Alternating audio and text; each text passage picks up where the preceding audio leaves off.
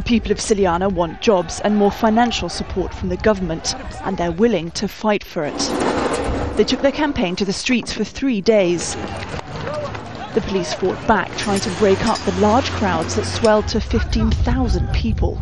But instead of calming things down, the violence just got worse. The police used tear gas, the protesters threw stones. There have been hundreds of injuries. Staff at a nearby hospital say a dozen people hit with pellets from shotguns may lose their sight. The demonstrations were organised by trade union representatives who say that despite a political revolution almost 2 years ago, their situation hasn't changed. If anything, it's got worse. Our demands are the same as those that were made during the revolution. We want jobs, development, and an equal share of wealth. We also demand the dismissal of the governor, who has done nothing for this region and has compromised the development here.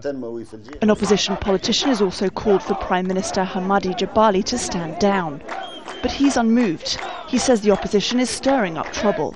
The violence that has occurred requires us to take a stand, the unions, the parties and organisations.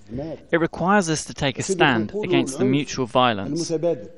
Tunisia's economy, which relies on trade with Europe and tourism, has suffered as a result of the Eurozone crisis.